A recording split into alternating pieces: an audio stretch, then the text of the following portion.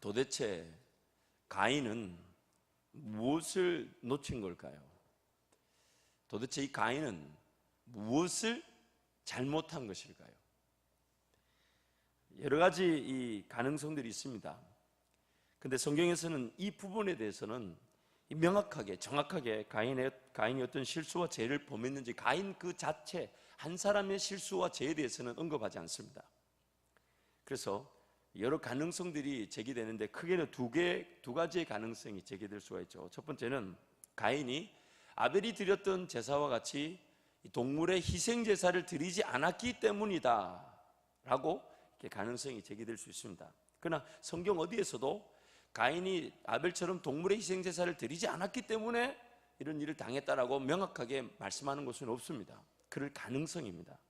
두 번째 가능성은 제사를 드리는 가인 그 자신, 그 본인의 제사자로서의 준비가 준비되지 않았다, 정결하지 않았다, 깨끗하지 않았다 라고 가능성을 제기합니다.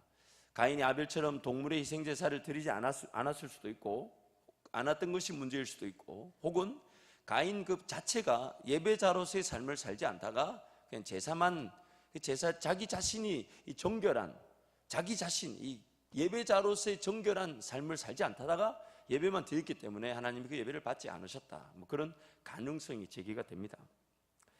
이런 가능성들은 이럴 것이다 저럴 것이다라는 추측성이기 때문에 이거다라고 말할 수는 없습니다. 근데 하나님께서는 오늘 이 본문 말씀을 통해서 우리에게 좀 더 분명하게 말씀하고자 하시는 내용이 있습니다.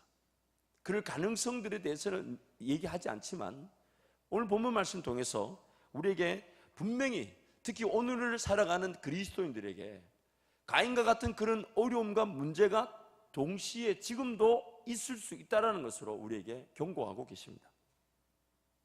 하나님께서 오늘 가인의 이런 제사의 문제, 그리고 가인이 끝내 그것을 받아들이지 못해 아벨을 죽이는 사건을 통해 우리에게 말씀하시고자 하는 내용이 바로 무엇이냐면, 하나님의 법이 존재하지 않았을 때의 어려움에 대해서 우리에게 말씀하고 있습니다.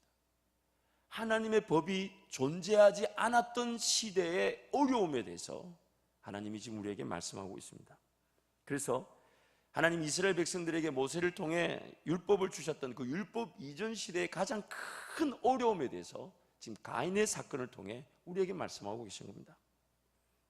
한 세 가지 정도로 내용을 나누고자 합니다. 첫 번째는 이 가인의 시대는요, 죄에 대한 기준을 알지 못했던 시대였습니다. 뭐가 죄인지, 뭐가 죄가 아닌지 몰랐던 것이에요. 하나님께 범죄하고서도 무엇이 죄인지를 전혀 인지하지 못하고 있던, 그래서 죄가 죄인지 아닌지를 모르고 당하고만 있었던 시대. 이게 가슴이 아프죠. 자기가 뭘 잘못했는지를 모르는데 그 죄에 대한 심판과 대가를 피할 수가 없는 시대. 죄에 대한 인식이 없다 보니까 죄인임을 깨닫지 못합니다. 도대체 내가 무엇을 잘못했는가라는 억울함을 호소합니다. 그래서 가인이 오늘 본문 말씀 보면 몹시 분하여 안색이 변했다. 지금 하나님이 그 제사를 받지 않으니까, 뭐가 틀린지를 모르니까 가인이 기분이 나쁠까요, 안 나쁠까요? 아니, 여러분 입장 바꿔 한번 생각해 보죠. 하나님께 실컷 드려서 예배 드렸는데 나중에 하나님 만난 날 하나님 저보고 내가 너 모른다 그러면 기분 나쁠까요, 안 나쁠까요? 그래서 제가 그랬잖아요. 하늘에 천둥번개가 가끔씩 때리는 게 그런 사람들이 땅을 치다 보니까. 여러분 지금 가인이 뭘 잘못했죠? 자기는 잘못했다고 생각조차 안 하고 있는데 하나님이 동생 아벨의 제사는 받는데 자기 제사는 안 받아요. 그러니까 가인이 자기 스스로 황당한 거예요. 그러니까 안색이 변하고 분했다고요. 억울하고 화가 치밀어 올랐대요. 자신의 판단으로 무엇이 잘못이고 무엇이 잘못이 아닌지를 가려내지를 못하다 보니까, 뭐가 틀린지를 모르니까 기분이 나쁜 거예요. 기분이. 나도 내 짓는 농산물을 구별해가지고, 그래서 하나님께 예배해야 되는 걸 알고 하나님을 섬겨야 되는 걸 알고 드렸는데 왜 내 건 안 받으시나 이거예요. 안 받으시네요. 자기 자신이 무엇을 잘못했는지를 모른 채 그 대가를 치르고 당하고 그에 대해서 오히려 역반응을 보이기 시작합니다. 이러한 이유 때문에 우리가 구원을 얻을 때에 성령 하나님께서 우리 안에 제일 먼저 나타내시는 역사가 뭡니까? 우리가 구원을 받을 때에 우리 안에 제일 먼저 나타내시는 역사가 뭡니까? 내가 누구라고요? 내가 누구인 걸 깨닫게 하십니까? 죄인임을 깨닫게 하시는 거예요. 아, 내가 죄인이구나. 그래서 그 성령의 죄인임을 깨닫게 하신 이게 가인 시대는 없었기 때문에 가인은 그것도 모르고 죄에 이끌려 그 죄의 대가를 지불하고 당했던 것인데, 그래서 그런 시대에 그 법이 없어서 그런 어려움을 당하는 그 시대는 그랬지만, 지금 오늘 우리에게는 성령이 친히 법이 되셔서 우리 안에서 죄가 뭔지를 깨닫게 하시고 우리로 하여금 죄인임을 발견케 하시는 게, 이게 바로 은혜라는 것입니다.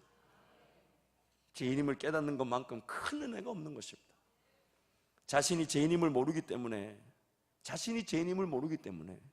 하나님의 은혜가 필요함을 알지 못하는 것입니다. 내가 죄인임을 모르다 보니까 하나님의 은혜가 필요한 것을 모르는 거예요. 죄라는 것이 내가 짓고 안 짓고에 따라 결정되는 것이 아니라, 죄라는 것에 지배를 당하고 있고, 그래서 내 삶은 죄가 드러날 수밖에 없다는 걸 가인이 전혀 모르고 있어요.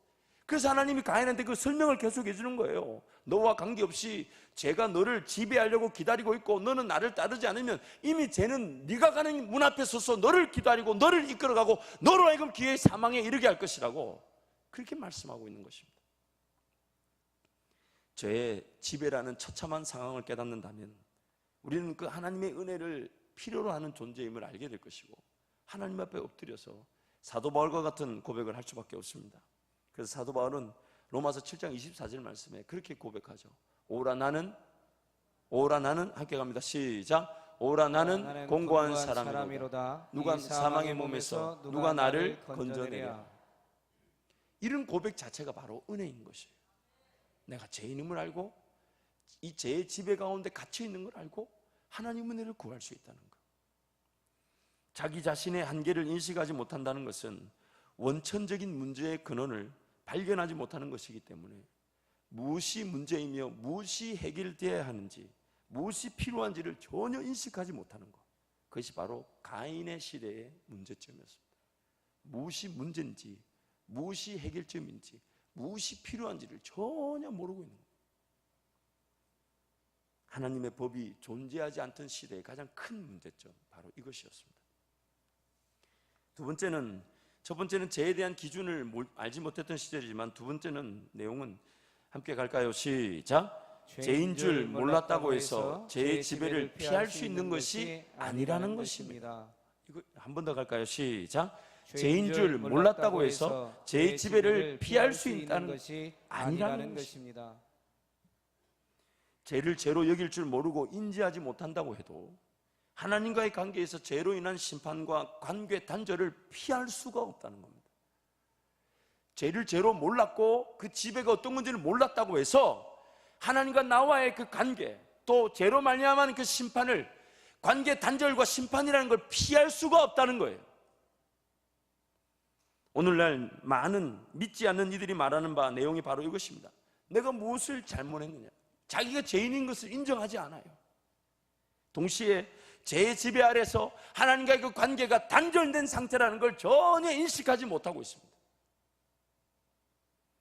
그들의 죄와 실수로 벌어진 일이 아니라고 해도, 내가 그런 죄를 짓지 않았는데 왜 내가 죄인이냐고 그렇게 말해본들 소용이 없어요. 왜냐하면 모든 사람은 죄 가운데 태어나서 죄인으로 살다가 죄 가운데 죽어 사망에 이를 수밖에 없는 것이 바로 오늘 영적인 진리이며 하나님 말씀의 선포이기 때문입니다. 이 땅 모든 사람들은 죄의 지배 아래 갇혀 있고 그 영향력을 벗어날 수가 없습니다. 영향력을 벗어날 수가 없어요. 그래서 저는 몰랐습니다. 이 말이 통하지가 않아요. 몰랐어요. 제가 이렇게 나를 지배하고 있고 죄의 힘이 이렇게 큰 줄, 죄라는 것이 이렇게 나를 억누르고 죄와 사망의 법 아래 나를 가두어 뒀다는 걸 제가 몰랐습니다라는 말이 통하지 않습니다. 핑계로 받아들여지지 않고 변명으로 받아들여지지 않습니다. 무엇을 잘못했는지를 전혀 모르는 거예요. 근데 더 안타까운 것은 무엇을 잘못했는지도 모르는 것도 안타까운 일이지만 무엇을 해야 하는지도 모르고 있단 말이에요. 무엇을 잘못했는지도 모르고 있는 것도 안타깝지만 무엇을 따라가고 무엇을 순종하고 무엇을 해야 될지도 모르고 있다는 것입니다. 오늘날 많은 그리스도인들, 저와 여러분들이 가질 수 있는 가장 대표적인 오해 중에 하나가 바로 이것입니다. 무엇을 해야만 하는지를 모른 채 그저 하지 말아야 될 것만 안 하고 있을 수가 있어요. 그러나 여러분, 누차 우리가 말씀을 통해 살펴본 대로 풀을 뽑고 잡초를 제거하듯 안 하는 것만 안 한다고 해서 내 신앙의 성숙과 성장과 열매가 나타나지 않습니다. 반드시 우리는 성령이 인도하시는 그 길, 쫓아가야 될 그 길, 헌신하고 희생하고 수고할 그 길을 쫓아가지 않으면 그 어떤 열매도 볼 수가 없습니다. 하나님의 관점에서 보라면, 이 관점에서 보자면요, 이 죄라는 것은 틀린 것, 잘못된 것을 행하는 것만이 죄가 아닙니다. 다시요, 하나님의 관점에서 볼 때 죄라는 것은 틀린 것, 잘못된 것을 행하는 것만 죄가 아니에요. 하나님이 기뻐하시고 원하시는, 그래서 우리에게 너는 이 길로 오라, 넌 이 길로 따라오라는 그 길을 걸어가지 않는 것도 불순종이고 그것도 죄입니다. 그것도 죄예요. 이게 바로 우리가 가지고 있는 오해 중에 하나란 말이에요. 하지 말아야 될 것만 안 하는 것, 그것만이 우리의 신앙생활 전부가 아니에요. 그것은 오히려 내가 해야 될 것, 따라갈 것, 순종할 길을 따라가고 걸어가면 내가 안 해야 될 건 자동적으로 안 해지게 돼 있어요. 성령 하나님을 따라가고 순종하면 제 가운데 그 머무르는 그 시간들이 자동적으로 사라지게 돼 있어요. 그래서 하나님이 죄라고 여기시는 것은 틀린 것, 잘못된 것, 하지 말아야 될 것을 하는 것, 이런 것만이 죄가 아니라 따라오라는 그 따라, 너는 나를 따라오너라 할 때 그 따라가지 않으면 불순종이고 죄라는 것입니다. 자기 나름대로 최선을 다했다고 여깁니다. 자기 나름대로 열심히 산 것으로 만족할 수 있습니다. 그게 바로 오늘 우리가 저지를 수 있는 죄입니다. 자기가 열심히 산 것이 만약 하나님의 원하시는 방향과 정딴 방향에 있다면 여러분 어떡하시겠어요? 내 아무리 최선을 다해서 하나님을 섬기고 내 아무리 최선을 다해서 하나님께 헌신하며 살았다지만 만약 하나님이 부르시는 자리가 아닌 엉뚱한 자리에서 내 나름대로 최선을 다하고 산다면 그것만큼 비참한 일이 어디 있겠습니까? 하나님께 영광을 돌리기 위해서 남아있는 우리의 삶이 하나님의 인도하심만으로 가능하기 때문에 항상 하나님 앞에 깨어서 은혜를 구하고 하나님의 뜻을 물으며 그 인도하심으로 걸어가지 않는다면 우리는 죄 가운데서 헤매고 있는 겁니다. 아무리 열심히 최선을 다해본들 그것은 종교 생활에 불과하고 열매 없는 자리에서 죄 가운데 헤매고 있는 것입니다. 이러한 이유로 하나님이 원하시는 방향에서 순종하며 걸어가기보다는 내가 오히려 최선을 다했다는 그 삶만큼 안타깝고 어리석은 일은 없을 것입니다.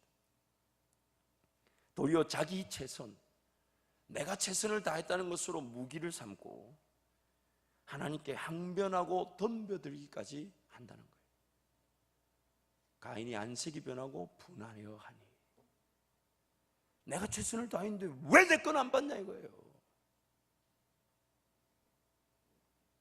그래서 마태복음 7장에 보면 주님이 그런 비유로 말씀하시죠. 내가 주여 주여, 제가 주의 이름으로 귀신도 쫓아내고 선지자 노릇도 하고 이런 일을 행했습니다. 그 주님이 뭐라 그러십니까? 불법을 행하는 자들아 내게서 떠나가라. 최선을 다해 살았다 하지만 하나님이 불러주시는 그 인도하심, 그 길에 순종하며 걸어가지 않고 자기 나름대로 자기 방향에서 예수 이름 빙자해서 일을 행한 것이 어떤 열매를 나타냈든지 간에 불법이라는 거예요. 죄라는 거예요. 죄. 자기 최선이 하나님 보실 때는 죄일 수 있다는 것입니다. 자기 최선이라는 것으로 하나님을 도저히 납득하지 못하고 이해하지 못해서 기어이 더 큰 죄를 저지르게 됩니다. 그래서 가인은 아벨을 때려 죽였던 것입니다. 자기 나름대로 최선을 다했는데 왜 그것이 받아들여지지 않았는지 이해하지 못해서 끝내는 그 화가 풀리지 않아가지고 하나님을 죽일 수는 없으니, 그렇죠, 하나님을 죽일 수는 없잖아요. 화는 났는데 화가 풀리지 않아. 그 자기 제사를 받아주지 않은 하나님은 죽일 수는 없고 누구를 죽이겠습니까? 자기 자신을 죽여야 되는데, 나를 죽여야 되는데 뭐가 틀렸을까? 하나님 도대체 뭐가 잘못됐습니까? 이러고 엎드려야 되는데 그 화를 풀리지 못하니 하나님을 죽일 수는 없고 나는 죽이기 싫고 누구를 죽일까요? 그래서 관계가 깨지는 겁니다. 내가 죽어야 될 자리에서 내가 안 죽으니까 자꾸 다른 사람을 죽이려고 합니다. 저 사람이 틀렸어. 저렇게 하면 안 돼. 왜 저래 하는지 모르겠어. 아우, 교회만 가면 그 사람 눈에 보기가 너무 불편해. 물론 우리 교회는 그런 분은 없습니다. 제가 확신한데 우리 교회는 없어요. 책에서 제가 봤습니다. 진짜 책에서 봤지 우리 교회에서 그런 얘기 들어본 적은 없어요. 하나님을 섬겨야 한다는 걸 알고 있었습니다. 가인도 하나님을 섬겨야 되는 걸 알고 있었습니다. 하지만 어떻게 섬겨야 하는지를 모르고 있었고 자기가 어떤 지배를 당하고 있는지를 모르고 있었단 말이에요. 그러나 자기가 어떤 지배를 당하고 있는지 몰랐다는 것이 그 죄의 지배, 그 대가를 피할 수 있는 이유가 되지 못한다는 거예요. 몰랐다고 해서 피할 수 있는 일이 아니라 이 말이에요. 그게 얼마나 안타깝습니까?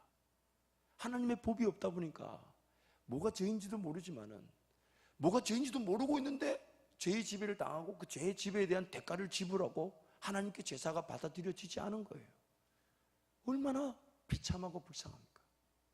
이것이 바로 가인 시대의 문제점이었습니다. 마지막 세 번째는 무엇이 죄인지 죄에 대한 기준을 알지 못했고 또 죄인 줄 몰랐다고 해서 죄의 지배를 피할 수가 없는 것도 아픔인데 세 번째 함께 갑니다. 시작. 선을 행하지 않으면 문에서 기다리고 있던 죄에게 끌려가게 됩니다. 오늘 본문 말씀이 그렇게 말해요. 죄가 문 앞에서 너를 어떻게 하고 있다고요? 어떻게 하고 있다고요? 기다리고 있다. 무엇이 죄인지도 모르기 때문에 죄의 지배에 따른 죄가 나를 지배하고 있기 때문에 죄의 지배에 따른 원함인지 죄의 지배에 따른 정욕인지 이것도 모른 채 막 걸어갑니다. 그게 바로 오늘 우리의 현실입니다. 무엇이 옳고 그르며 무엇을 따라야 하며 무엇을 경계해야 하는지에 대한 기준이 없어서 죄 가운데서 태어나서 죄 가운데 죽고 마는 것입니다. 죄를 다스려야 함에도 문에서 기다리던 죄에 끌려가고 맙니다. 죄를 다스릴 능력이 전혀 없다는 것을 자기만 모르고 있어요. 죄에게 끌려가고 죄를 이길 능력이, 다스릴 능력이 없다는 걸 가인 자기 자신만 모르고 있어요. 뭐가 죄인지도 모르고 죄의 지배 아래 갇혀 있다는 것도 모르고 그것을 말미암아 하나님께 그 관계 깨져서 하나님께 제사가 드려지지 못한다는 것도 억울하고 죄가 자기를 끌고 가서 어쩔 수 없이 그 죄의 지배에 따라 아벨을 죽이고 마는 그 끌림에 가고 있다는 걸 가인 자기 자신만 모르고 있단 말이에요. 그래서 죄의 영향력과 힘이 어떤 것인지를 모르며 죄 아래 갇혀 있어서 그 지배를 피할 수 없다는 것, 바로 가인 시대의 가장 큰 문제점이었습니다. 자, 한번 복습해 볼까요? 가인 시대 때 가장 큰 문제점 첫 번째 뭐라고요? 방송실 한번 띄워주시죠. 첫 번째 뭐라고요? 죄에 대한 뭐라고요? 기준을 알지 못했던 시대. 두 번째, 죄인 줄 몰랐다고 해서 죄의 지배를 피할 수가 없습니다. 세 번째, 선을 행하지 않으면 문에서 기다리고 있던 죄에게 끌려갑니다. 자, 다시 한 번 더. 자, 한 번 더. 첫 번째 한번 보여주세요. 죄에 대한 뭐가 없다고요? 기준이 없다. 두 번째, 죄의 지배를 당하면서도 지배를 피할 수 있는 게 죄인 줄 몰랐다고 죄의 지배를 피할 수 있는 게 아니라는 거예요. 세 번째, 선을 행하지 않으면 문에서 기다리고 있던 죄에게 끌려가게 됩니다. 자, 한번 치우고 다시 한번 복습해 봅시다. 첫 번째 뭐라고요? 죄에 대한 기준이 없다. 두 번째, 죄인 줄 몰랐다고 해서 죄의 지배를 피할 수 있는 게 아니다.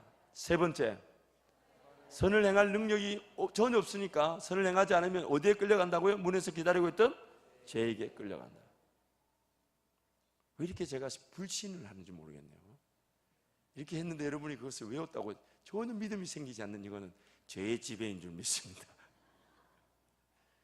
로마서 2장 12절 말씀에 이런 말씀이 있습니다. 우리 같이 갑니다. 시작. 무릇 율법 없이 범죄한 자는 또한 율법 없이 망하고 무릇 율법이 있고 범죄한 자는 율법으로 말미암아 심판을 받으리라. 몰랐다고 해서 그 지배를 내가 피할 수 있는 게 아니라는 얘기예요. 율법 없이 범죄한 자는 율법 없이 망하고, 율법이 주어진 자는 율법 때문에 또 망하게 되는 우리 현실이죠. 그래서 가인 시대의 가장 큰 안타까움은 하나님의 법을 알지 못해서, 첫 번째는 자신들의 처한 상황에 대한 인식이 전혀 없었습니다. 두 번째는 자신들의 처한 상황을 깨닫지 못하고 알지 못했다고 해서 그것이 변명과 핑계가 될 수 없었다는 것입니다. 세 번째는 몰랐다고 해서 제 지배에 따른 결과에 대해 책임을 회피할 수 없었습니다. 네 번째는 모르고 당했지만 억울함을 호소한다고 해서 해결될 수 있는 일이 아닙니다. 모르고 당했지만 억울함을 호소한다고 해서 해결될 수 있는 일이 아닙니다. 오늘날 그리스도인의 삶에서도 이런 가인 시대의 안타까운 경우가 우리 가운데서 일어나고 있을 수 있습니다. 이미 내가, 저와 이름이 그 가운데 머물러 있을 수가 있어요.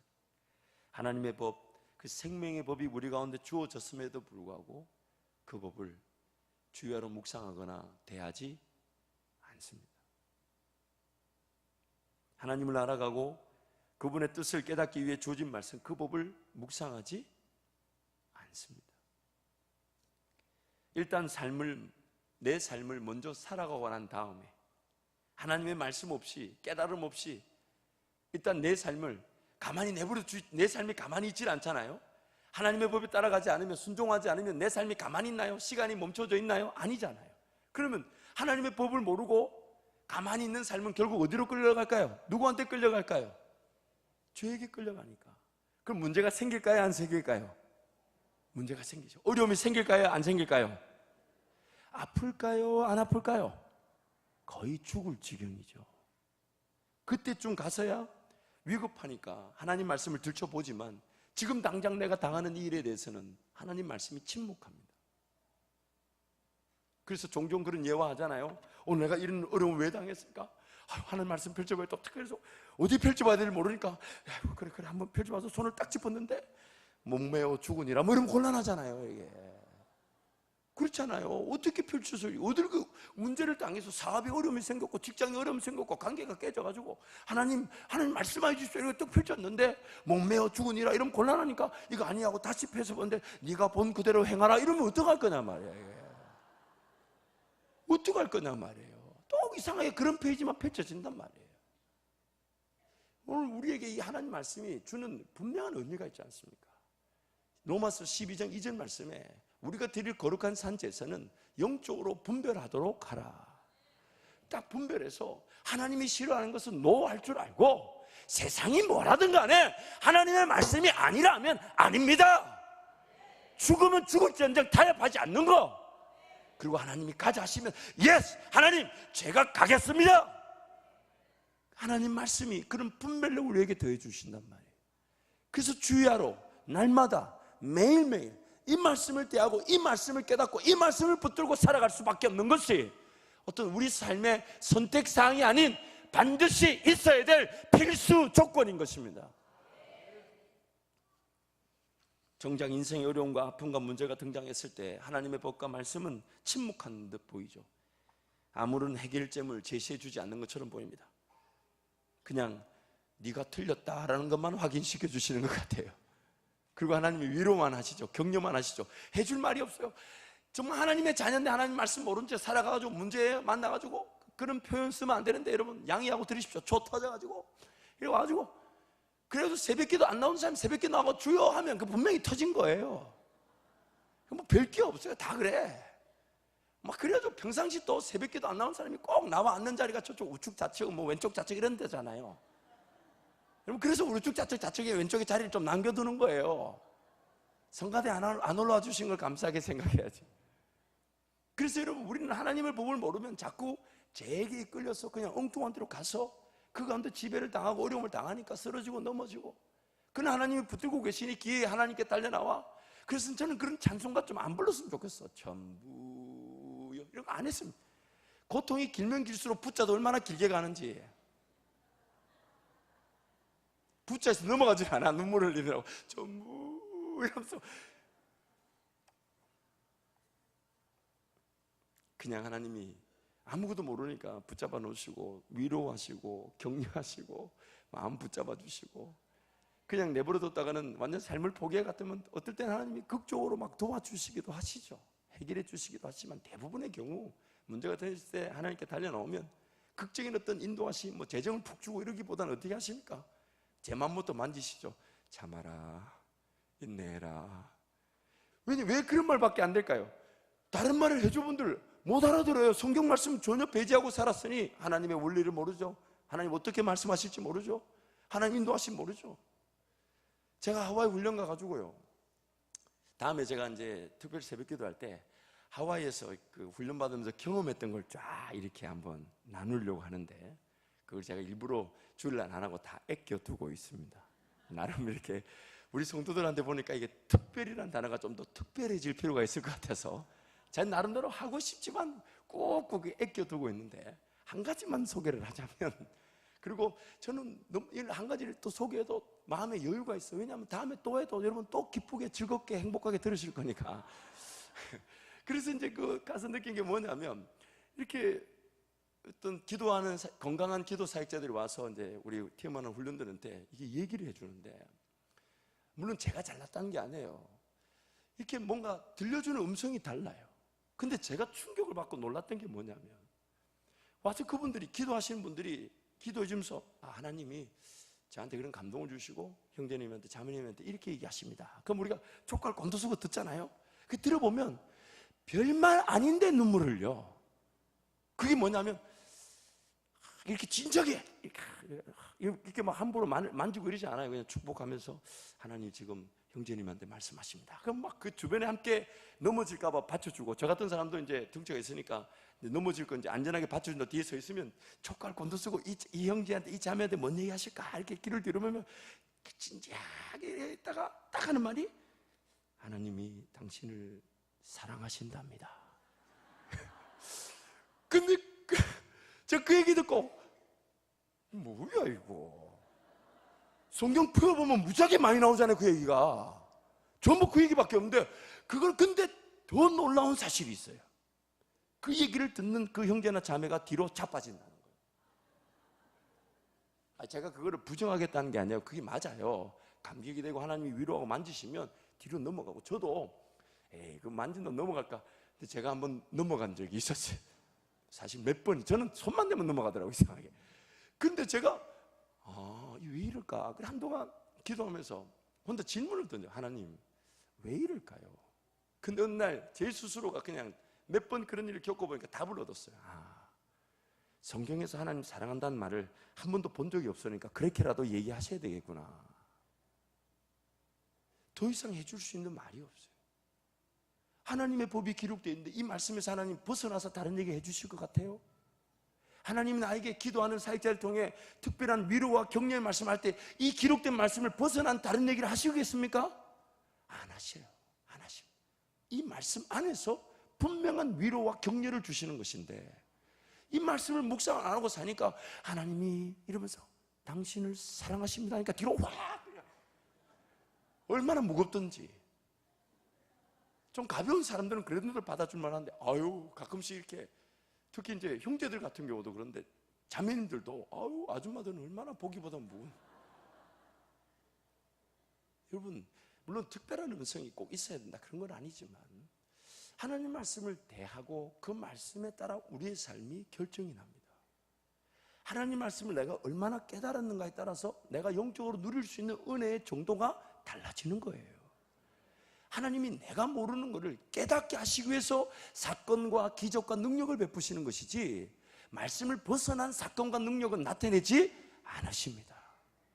기록된 말씀을 이루시기 위해서, 그리고 기록된 말씀이 무엇인지 알게 하기 위해서, 증명하시기 위해서, 증거하시기 위해서, 그래서 하나님 말씀, 요한계시록에 뭐라 합니까? 이 말씀에 뭔가 더하거나 빼는 자들은 저주를 받을지어다. 그래서 하나님의 모든 관심사는 기록된 이 말씀에서 우리의 삶이 자유를 누리기를 원하시는 것입니다. 원하시는 거예요. 그래서 여러분, 하나님의 이 말씀, 이 법의 목적은 사전 예방과 경고입니다. 그래서 고린도전서 10장 말씀에 이렇게 하다가 불평하다가 죽었고 땅을 벌려 입을 죽고 사망했고 이러면서 계속 나오면서 우리에게 뭐라고 얘기합니까? 말세를 만난 너희들을 깨우치기 위해 이렇게 말씀을 기록했으니 너희는 그들처럼 원망하지 마라. 너희는 그들처럼 불평하지 마라. 너희는 그들처럼 하나님을 시험하지 마라. 그리고 우리에게 사전 경고의 말씀으로 주시는 것입니다. 문제가 터지기 전에 예방되고 보호되는 것입니다. 문제가 터졌을 때는 하나님의 법을 펼쳐서 본들 그 어떤 답이 발견될 수가 없어요.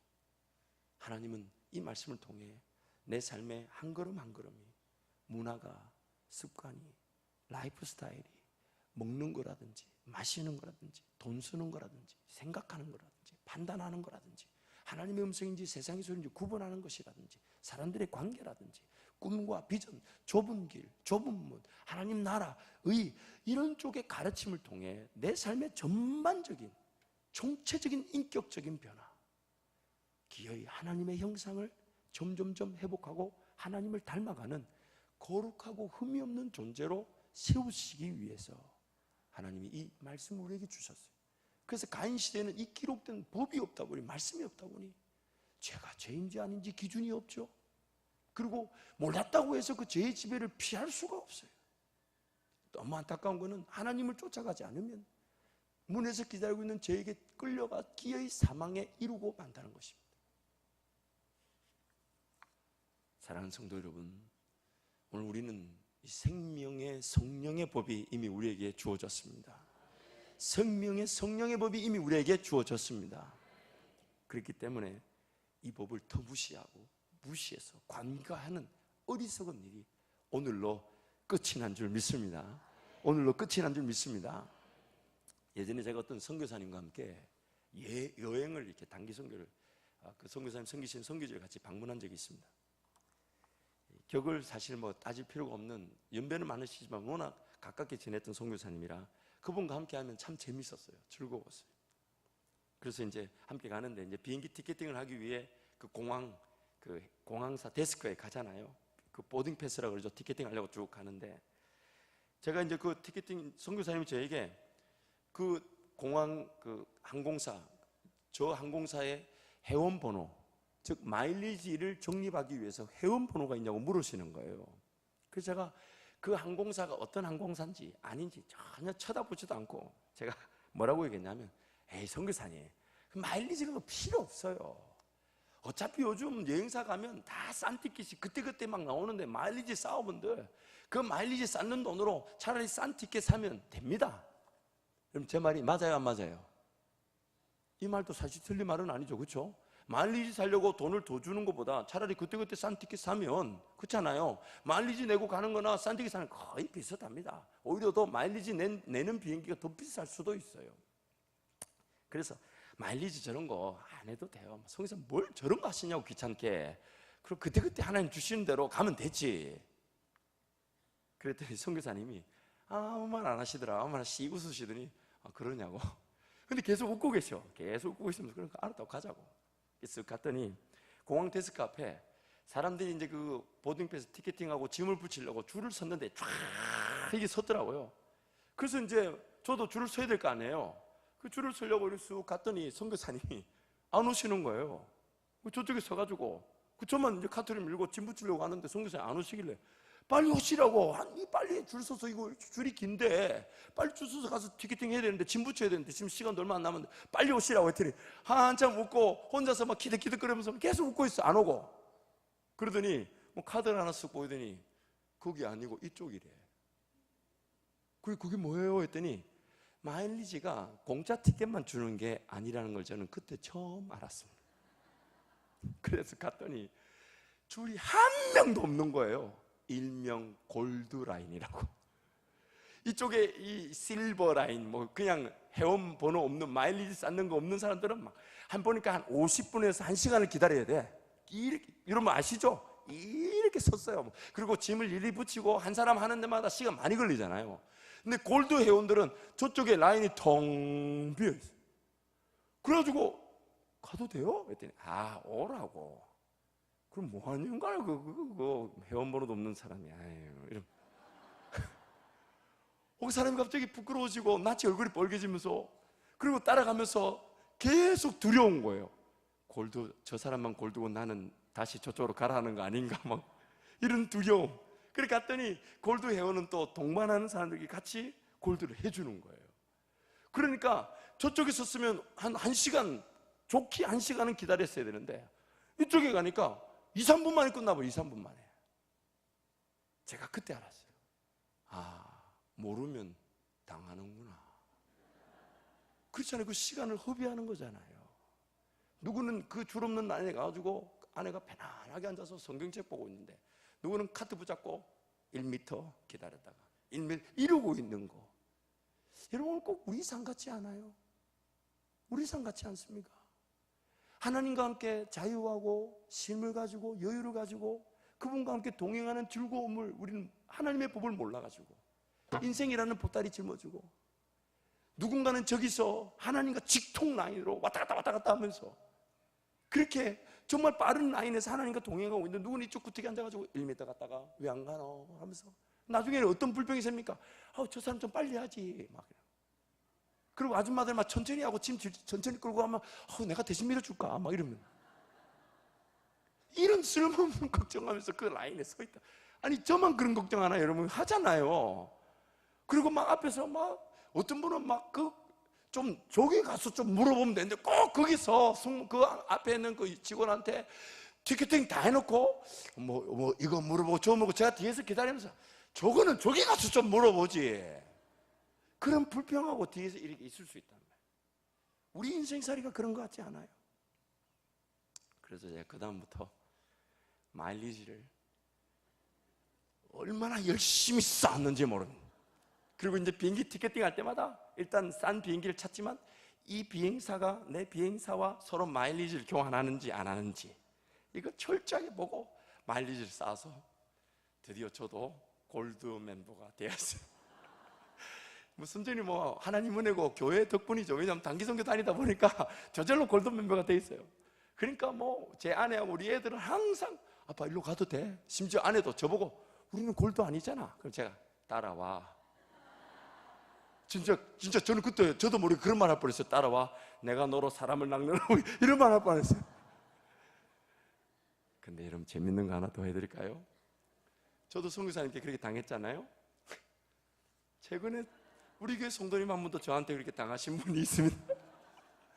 그 다음부터 얼마나 마일리지를 잘 쌓으신지 몰라요. 막 가자마자 전화번호 대고 마일리지 올려야 된다고. 사랑하는 성도 여러분, 하나님께서 오늘 우리에게 주신 은혜는 가인의 시대와는 다릅니다. 가인의 시대와는 달라요.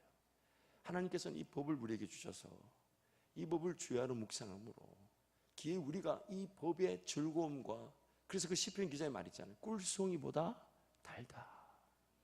꿀송이보다 달다. 그 꿀송이보다 단맛을 느끼기 시작한다면 그때부터 우리의 삶은 어떤 내 삶의 문제 해결, 어려움 해결 이 차원을 넘어서서 말씀만 대하는 것만으로도 행복하게 될 것입니다.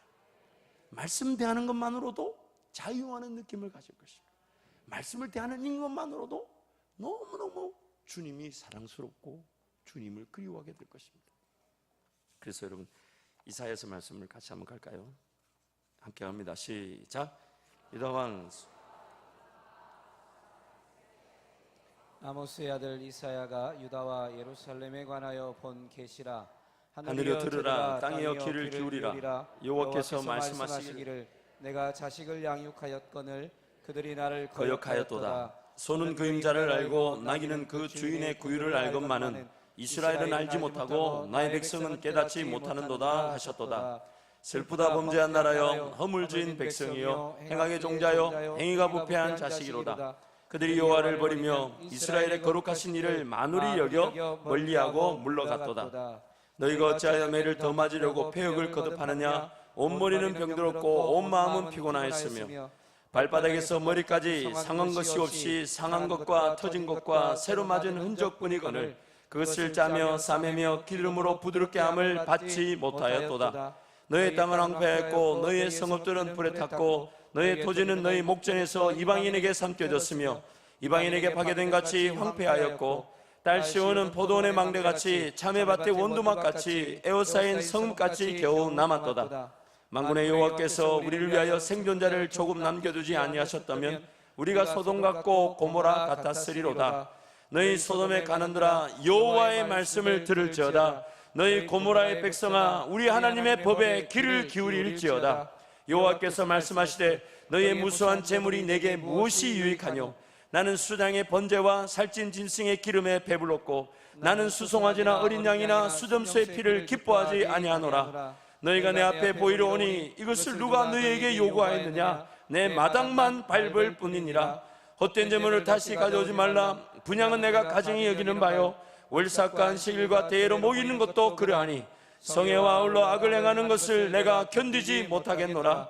내 마음이 너희의 월삭과 정한 절기를 싫어하나니 그것이 내게 무거운 짐이라. 내가 지기에 곤비하였느니라. 너희가 손을 펼 때에 내가 내 눈을 너희에게서 가리고 너희가 많이 기도할지라도 내가 듣지 아니하리니 이는 너희의 손에 피가 가득함이라. 너희는 스스로 씻으며 스스로 깨끗하게 하여 내 목전에서 너희 악한 행실을 버리며 행악을 그치고 선행을 배우며 정의를 구하며 학대받는 자를 도와주며 고아를 위하여 신원하며 가부를 위하여 변호하라 하셨느니라.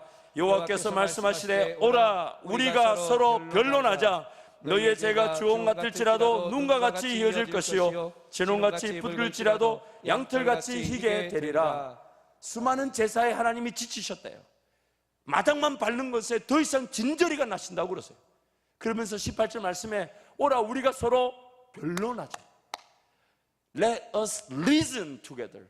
서로 한번 생각을 해보고 분별을 한번 해보자. 무슨 말입니까? 하나님 말씀을 한번 떼어놓고 서로 이 말씀을 한번 기억하고 깨달아 보자. 제발 나를 좀 알아다오. 하나님의 뜻을 좀 알아다오. 이것이 바로 하나님의 소원입니다. 물론 예배의 이 자체, 기도 자체 좋아요. 필요합니다. 근데 하나님 말씀 뭐라 하시냐면 하나님의 법을 알지 못한 채 제사를 드리는 수많은 제사가 하나님께는 버겁기만 하대요. 하나님의 말씀을 모른 채 많이 기도해 본들 하나님이 무겁기만 하시답니다. 부담만 된대요. 아유 그래. 근데 그거 하나님 말씀을 알면 그렇게 기도 안 하고 이렇게 기도할 수 있을 건데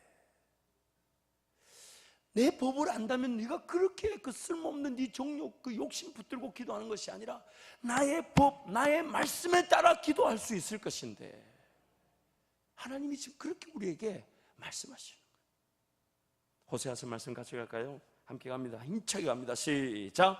오라 우리가 여호와께로 돌아가자. 여호와께서 우리를 지으셨으나 도로 낫게 하실 것이요 우리를 치셨으나 싸매어 주실 것임이라. 여호와께서 이틀 후에 우리를 살리시며 셋째 날에 우리를 일으키시리니 우리가 그의 앞에서 살리라. 그러므로 우리가 여호와를 알자. 힘써 여호와를 알자.